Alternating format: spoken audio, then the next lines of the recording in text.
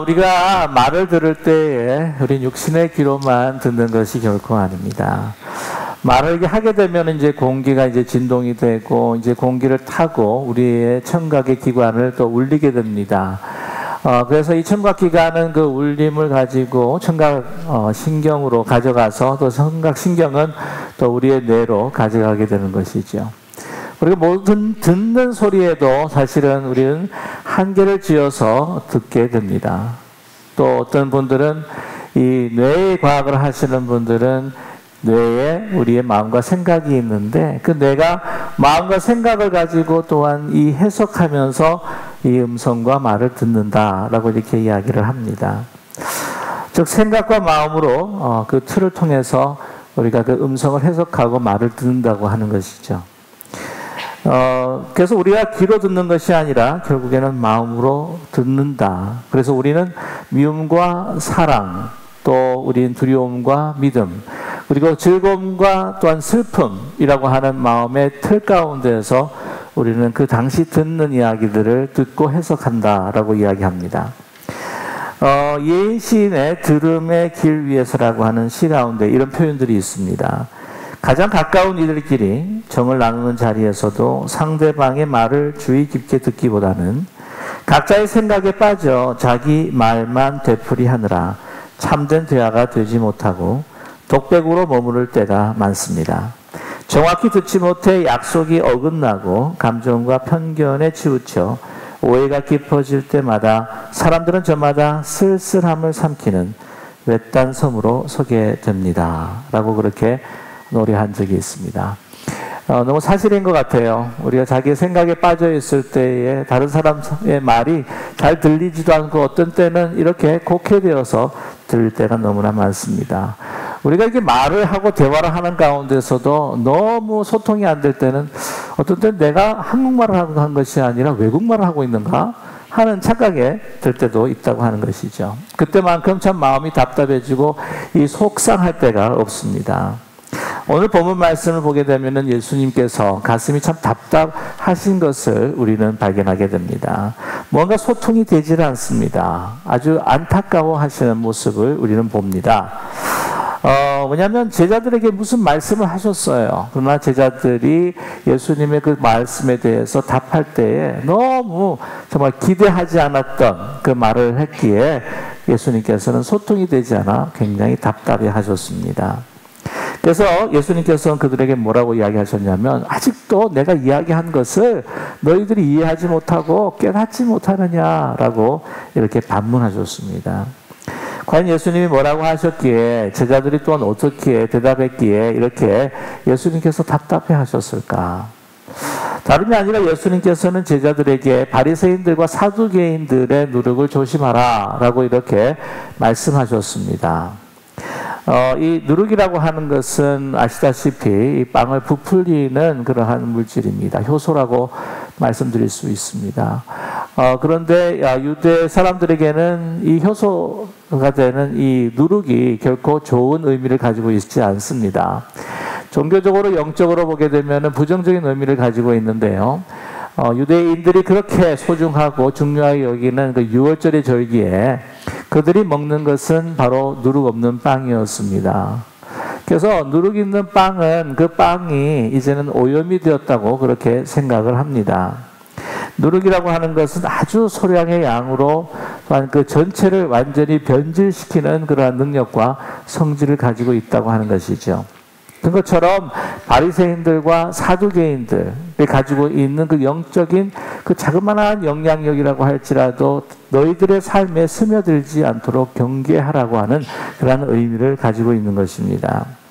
바리새인들과 사두개인들 어떤 영향력을 가지고 있기에 그들에게서 그 영향력을 받지 않도록 경계하라고 하셨을까요? 바리새인들과 사두개인들은 예수님과 제자들을 아주 집요하게 따라다녔습니다. 일거수일투족을 조사하고 또한 꼬투리를 잡으려고 했습니다. 아시겠지만 바리새인들은 그 당시에 율법을 잘 지키는 사람들로서 유대 사람들에게 거룩한 사람이라고 존경받았던 사람이었습니다. 그래서 유대 사회의 종교적인 그들의 그 위치와 영향력을 발휘할 수 있었습니다. 그러나 예수님의 등장으로 인해서 예수님에 따르는 많은 사람들이 생겼고, 예수님의 그 가르침에 귀를 기울이면서 자신들이 그들에게 줄 수 있는 영향력이 정말 약소되고 작아지는구나 하는 것에 대해서 위협을 느꼈다고 하는 것이지요.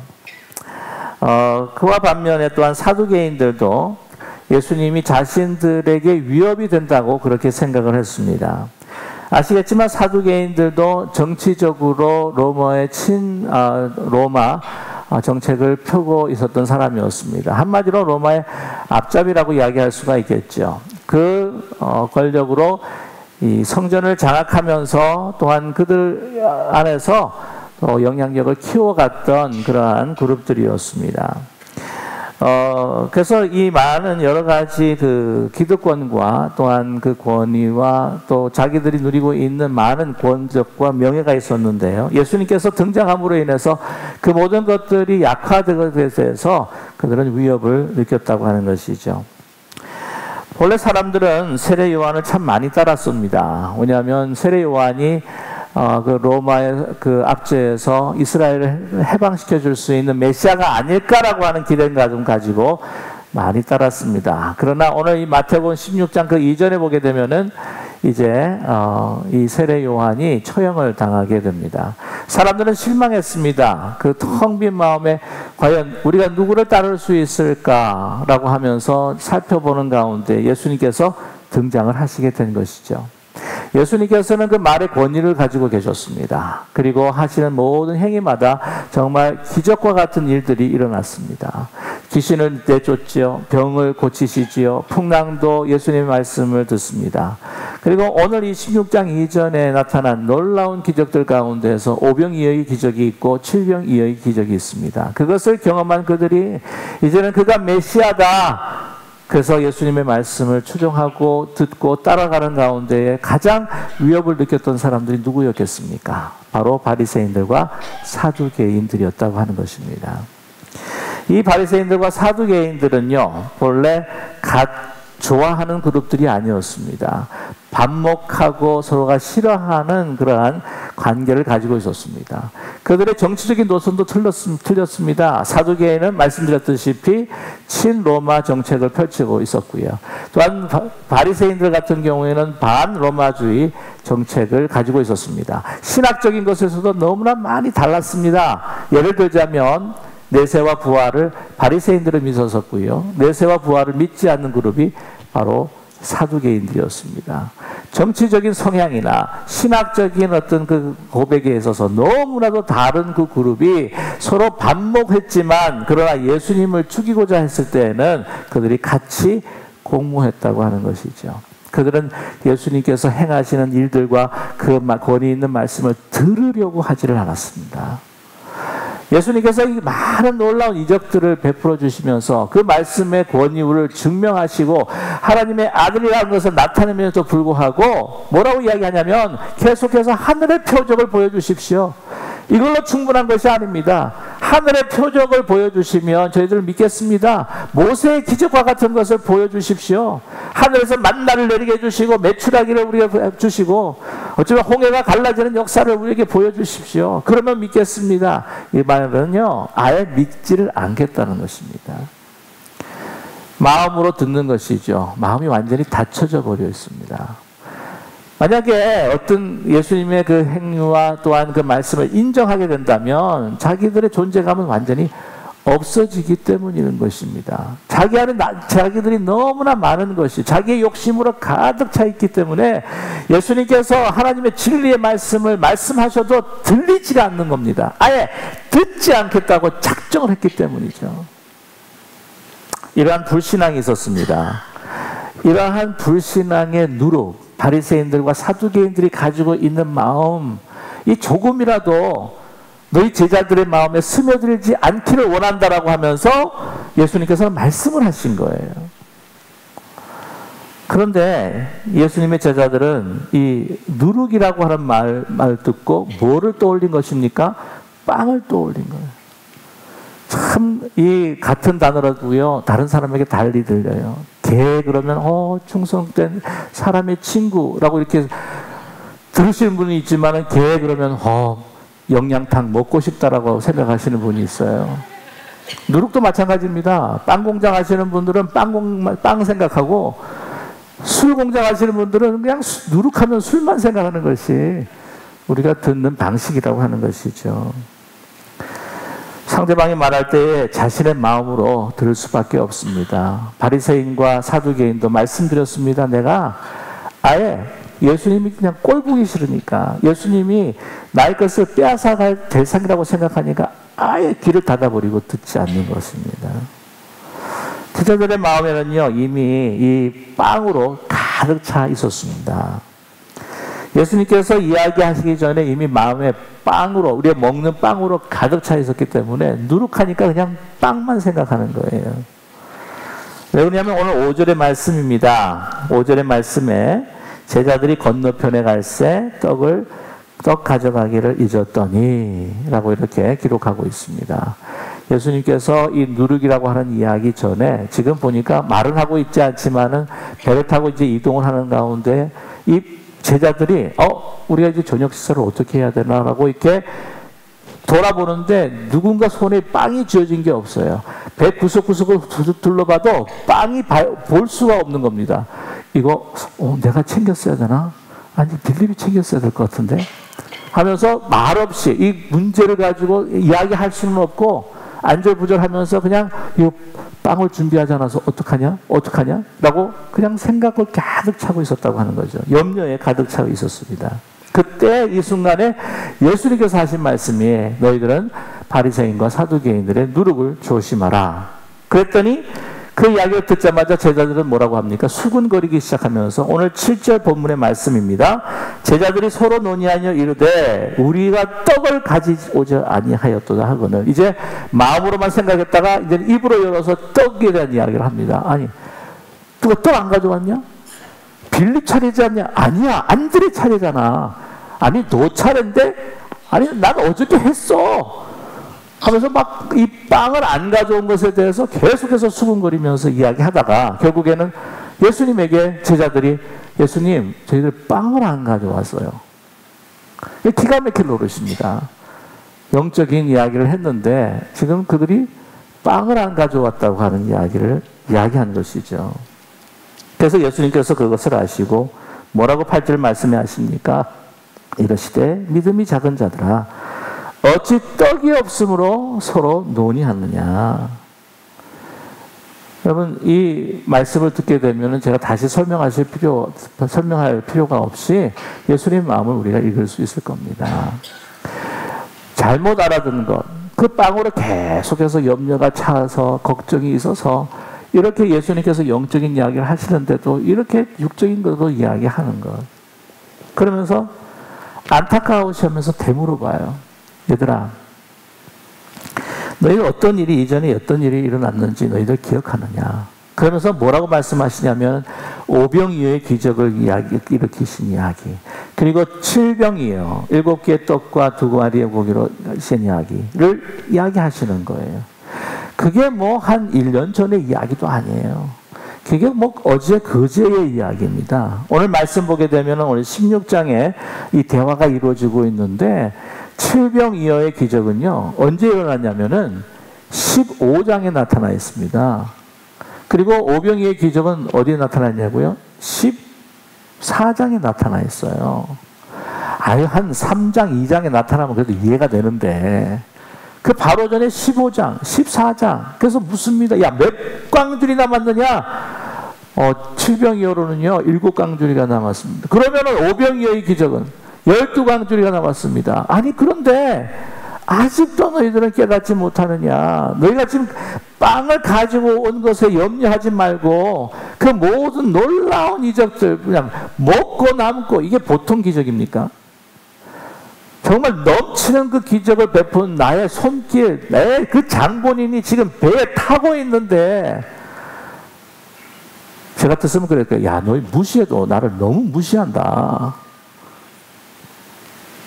그걸 기억하지 못하느냐. 근데 이걸 보면서 저는 어떤 생각을 하냐면 야 제자들이나 그 모세가 기적을 베풀었는데도 불구하고 늘 하나님 앞에 감사하지 못하고 염려와 걱정으로 하나님 앞에 한탄했던 이스라엘 민족들이 생각이 나는 거예요. 그들이 어떤 것들을 보았습니까? 10가지 재앙을 보지 않았습니까? 6월절에 그 어두움들이 정말 애굽의 그 장자들을 다 그냥 몰살시키는 그런 기적을 보지 않았습니까? 홍해가 갈라지고 모든 쫓아오던 애굽의 군사들이 다 수장을 당한 그런 기적을 보지 않았습니까? 그런데 이제 한 3일 딱 지나니까 물 없다고, 먹을 거 없다고, 난 광야에서 죽게 됐다고 뭐 난리를 부리는 거예요. 그때나 예수님의 제자의 모습이나 어쩌면 이것도 우리의 모습이 아닐까 하는 생각을 하게 됩니다. 영적 난각증이라고 하는 것이죠. 저희 어머님이 제가 어릴 때 참 재미난 이야기를 하나 해주셨어요.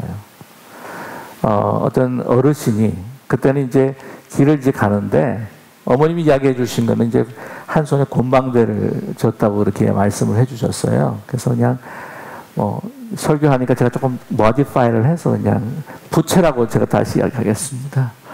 한 손에 부채를 들고 한 손에는 그냥 빈손으로 이렇게 걸어가는데 이분이 뭐라고 걸어가면서 이야기하냐면 빈손이 나올 때는 내 부채 어디 있노? 아 여기 있네. 내 부채 어디 있노? 여기 있네. 이게 제정신이 아닌 거죠. 그 이야기를 들으면서 제가 어릴 때 참 웃었던 기억이 납니다. 근데 굉장히 우스꽝스러워요. 그렇게 걸어가시는 보면 야 이분이 정신 분열증을 앓고 있나? 하는 생각을 할 수 있을 것 같아요. 염려와 걱정이라고 하는 것이 바로 그렇습니다. 이제 보이면은 걱정 안 하지, 안 보이면은 염려하고 걱정하고.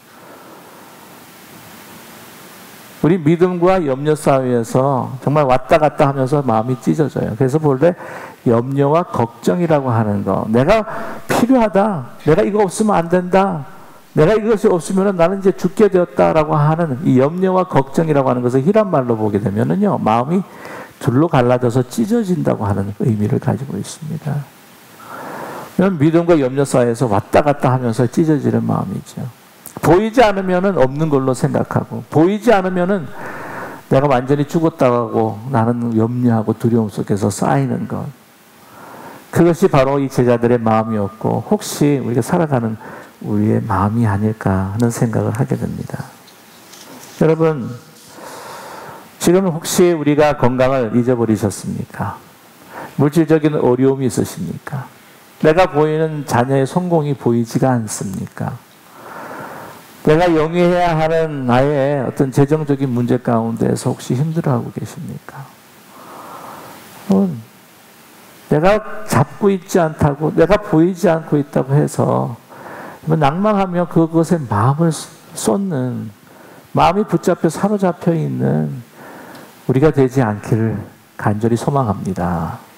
그것으로 가득 채워져 있으면 하나님께서 예수 그리스도를 통해서 우리에게 들려주시고자 하는 끊임없이 우리를 향하신 내가 너와 함께 할 것이다. 두려워하지 말라. 염려하지 말라. 놀라지 말라. 내가 너와 함께 하리라고 하는 음성을 우리가 들을 수가 없는 거예요.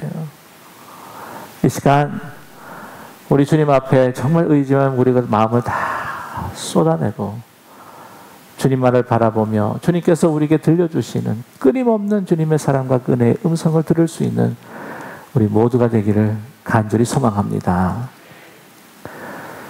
그 바리새인과 사두개인들이요, 하늘의 표적을 보여달라고 얼마나 많이 요구하는지 모릅니다. 그럴 때 예수님께서 뭐라고 말씀하시냐면, 너희들은 그렇게 믿고자 하지 않으려고 하니까 너에게 마지막 줄 수 있는 것은 요나의 기적, 3일 만에 다시 배에서, 물고기 배에서 나오지 않았습니까? 그것처럼 내가 죽어서 부활하는 그런 놀라운 이적들을 이제 마지막으로 너에게 보여줄 테니, 여러분 그래도 믿지 않는다면 그것은 사망에 이를 수밖에 없는 것이죠.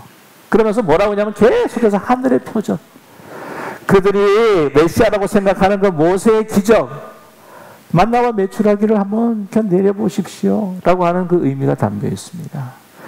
그러나 여러분 생각을 해보십시오. 저와 여러분, 하나님께서 우리에게 늘 일용할 양식을 통해서 광야에서 생활하던 이스라엘에게 베풀어 주신 만나와 메추라기를 우리에게 베풀어 주시지 아니하셨습니까? 그것이 우리의 손으로 우리의 땀으로 얻어졌다고 이것은 내 몫이야 라고 하는 것이 결코 아니지 않습니까? 일용할 양식을 통해서 여러분 이뿐만 아니라 작은 일상의 기적들을 통해서 우리를 여기까지 인도해 주시지 않으셨습니까? 저는 목회자로서 기쁜 우리 교회를 바라보게 되면 우리가 기도회로부터 시작해서 창립에 이르기까지 정말 순간순간 하나님의 놀라운 기적의 연속이었습니다. 우리 6.25 동란에서부터 폐허가 된 우리 한국의 땅에서부터 또한 그곳에 있어서 어렵게 살았지만 우리를 이 땅으로 인도해 주시고 살아갈 때에 여러분 내일은 어떻게 살까 걱정을 했지만 하나님께서 그 은혜를 멈추신 적이 있으십니까? 없지 않아요.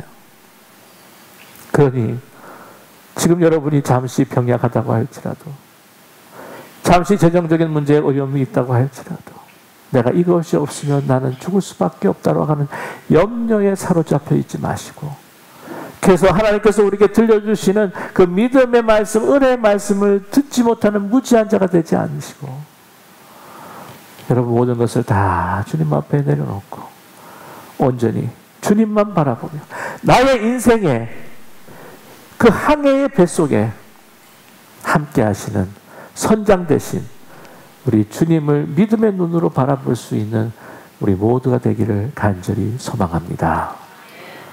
저와 여러분, 우리의 삶에 두 가지의 선택이 있겠죠. 믿음이 아니면 물론 불신앙이라고 해야겠지만 저는 믿음의 반대말은 바로 염려와 근심이라고 생각합니다. 염려와 근심의 끝은 바로 믿음입니다. 우리가 아무리 인간적으로 발버둥을 쳐도 우리가 헤어날 수 없는 우리 인생의 염려 속에서 그냥 머물러 계시겠습니까?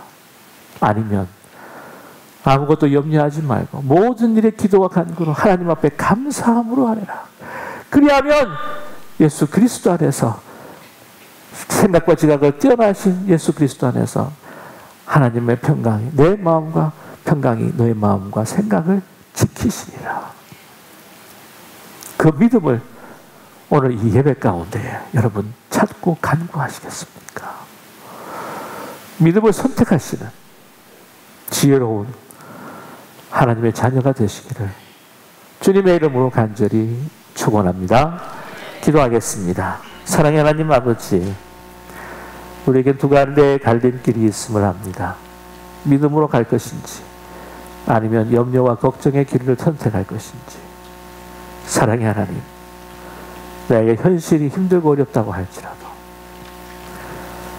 우리에게 말씀해 주시는 아버지의 그 사랑과 그 은혜의 영적인 말씀, 위로와 용기의 말씀을 붙들 수 있는 저희들 될 수 있도록 인도하여 주시옵소서.